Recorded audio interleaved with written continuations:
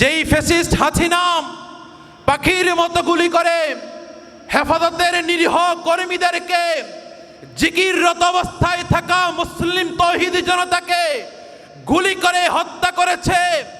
লাশের মিছিল নিয়ে মানুষ স্টেজের দিকে এসেছে। টিভি নিউজে সরাসরি সম্প্রচার হওয়ার পরেও স্বৈরাচার শেখ হাসিনা সংসদে দাঁড়িয়ে এমন মিথ্যাচার করেছিল, এমন সে শহীদদের সাথে তামাশা করে বলেছিল রক্ত মেখে লাশ শুয়েছিল। কি বলেন ঠিক কিনা? শাপলা স্মৃতি সংসদ কর্তৃক আয়োজিত আজকে চট্টগ্রাম বিভাগ কর্তৃক আয়োজিত শাপলার চেতনা নতুন প্রজন্ম ও তৃণমূলে ছড়িয়ে দিতে শাপলা স্মৃতি কনফারেন্স ও ডকুমেন্টারি প্রদর্শনী অনুষ্ঠানে উপস্থিত বিভিন্ন অঞ্চল থেকে আগত ইসলাম প্রিয়, তৌহিদ প্রিয়, ধর্মপ্রাণ মুসলমান ভাইয়েরা, আল্লাহ পাক রব্বুল আলামিন দরবারে লাখ কোটি শুকরিয়া আদায় করতেছি যে আল্লাহ পাক রব্বুল আলামিন আমাদেরকে ইসলামকে ভালোবেসে আল্লাহর জমিনে আল্লাহর দিনকে প্রতিষ্ঠা করার লক্ষ্যে 2013 সালে নাস্তিক বিরোধী আন্দোলনে বাংলাদেশের ইতিহাসের বৃহৎ গণজমায়েত ঢাকার বুকে নাস্তিক বিরোধী আন্দোলনের শাপলা চত্বরে যারা শহীদ হয়েছিল তাদের চেতনা, যারা শহীদ হয়েছিল তাদের আলোচনা, যারা শহীদ হয়েছিল শহীদদের মুছে দেওয়ার জন্য চক্রান্তরের বিরুদ্ধে আমাদের আন্দোলন, এক কথায় বলতে গেলে স্বৈরাচার আওয়ামী লীগ ওলামাদের বিরুদ্ধে, তৌহিদি জনতার বিরুদ্ধে যেই যুদ্ধে নেমেছিল, নাস্তিকদের পক্ষ নিয়ে তৌহিদি জনতার বিরুদ্ধে শাপলা গণহত্যা চালিয়েছিল, ওই গণহত্যা নিয়ে স্বৈরাচারী শেখ হাসিনা সহ তার দোসর এবং তার 5-6টা গোলাম তারা ঠাট্টা মস্কারি, শহীদদের নিয়ে তামাশা,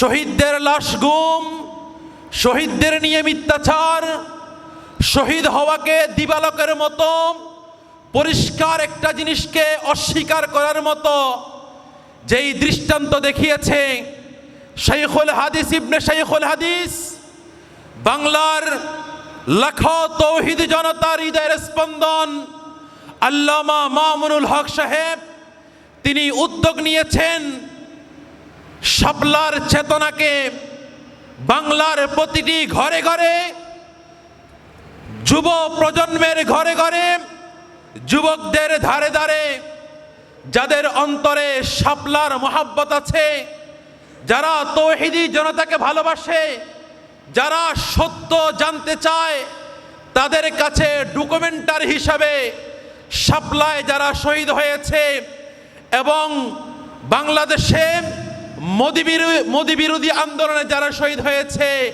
তাদের ডকুমেন্টারি প্রমাণ সহ মানুষের কাছে পৌঁছে দেওয়ার জন্য তিনি যেই উদ্যোগ গ্রহণ করেছেন, সেই শাপলা স্মৃতি সংসদ উদ্যোগে আজকের এই আয়োজন আমরা এখানে উপস্থিত হয়েছি।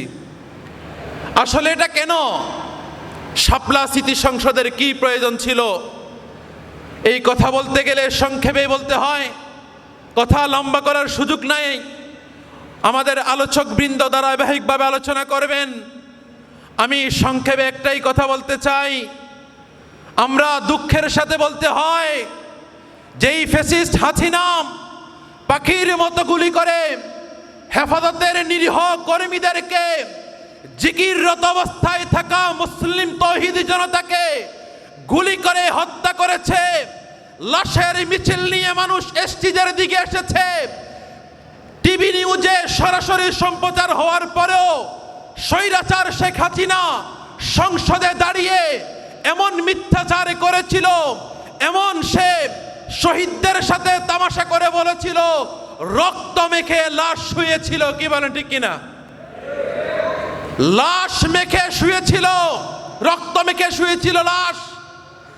এমনকি আওয়ামী সরকারের একজন কাছের একজন মানুষ পরিষ্কারভাবে একটি অনুষ্ঠানে বলেছিল, শাপলায় কোনো হতাহত হয় নাই, শাপলায় কোনো নিহত হয় নাই, এমন মিথ্যাচার করেছিল।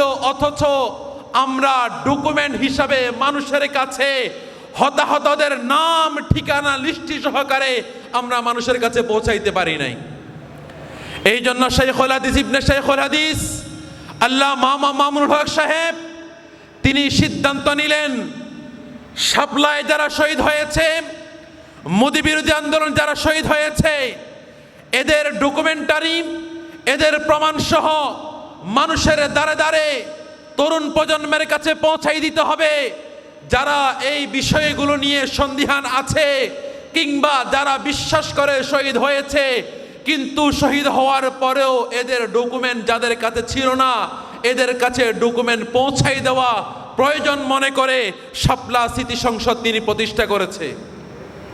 এই শাপলা স্মৃতি সংসদের মাধ্যমে আমরা জানি গত কয়েক মাস আগে যারা শাপলায় শহীদ হয়েছে এদের মধ্য থেকে 58 জনকে রাষ্ট্রীয়ভাবে স্বীকৃতি এবং 10 লক্ষ টাকা করে তাদেরকে, তাদের পরিবারকে প্রণোদনা দেওয়া হয়েছে।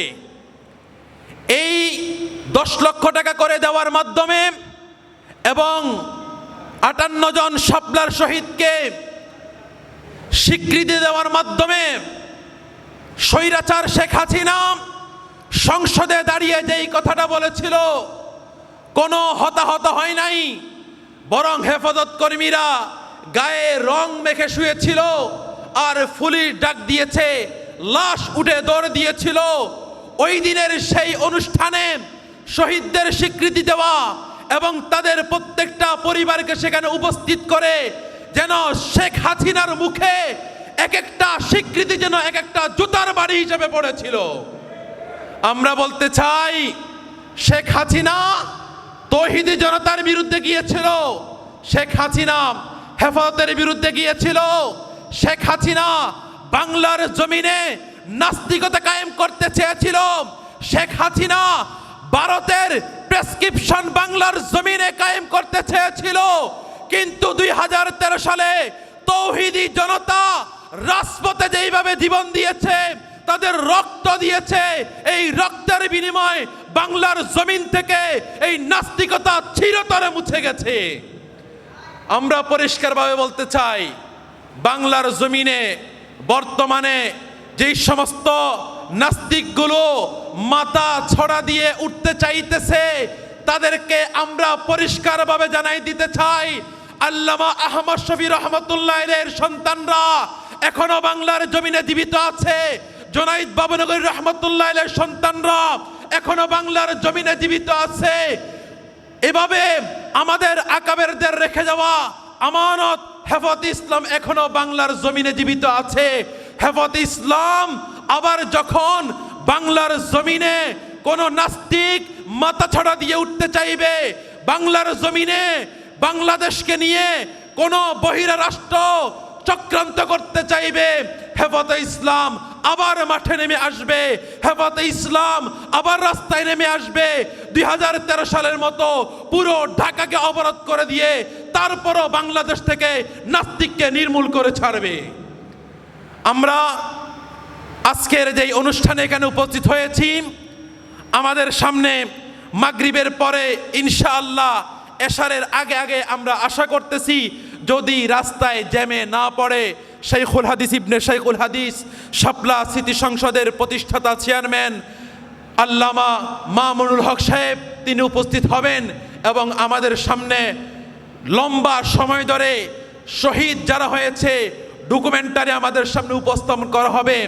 আমরা সকলেই ওনাদের বক্তব্যগুলো শুনব এবং আমাদের সামনে আরও আজকে উপস্থিত হবেন আজকের শাপলা স্মৃতি সংসদের কনফারেন্সের চট্টগ্রাম বিভাগীয় সভাপতি, আজকের প্রোগ্রামের সভাপতি, হাটহাজারী মাদ্রাসার সিনিয়র মুহাদ্দিস, হেফাজত ইসলাম বাংলাদেশের যুগ্ম মহাসচিব হযরত মাওলানা আশরাফ আলী নিজামপুরী সাহেব সহ অসংখ্য ওলামায়ে কেরাম আসবে।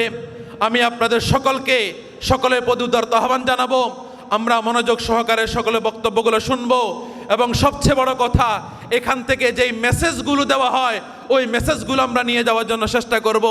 আসলাম, কিছুক্ষণ শুনলাম, কিছুক্ষণ দেখলাম, এতটুকু যেন না হয়। আমাদের এখান থেকে যেই মেসেজগুলো দেওয়া হয় ওই মেসেজগুলো আমরা নিয়ে যাওয়ার জন্য চেষ্টা করব। যারা এখানে উপস্থিত হয়েছেন সকলকে আবার মোবারকবাদ জানিয়ে আমার সংক্ষিপ্ত বক্তব্য এখানে শেষ করতেছি। আসসালামু আলাইকুম ওয়া রাহমাতুল্লাহি ওয়া বারাকাতুহু।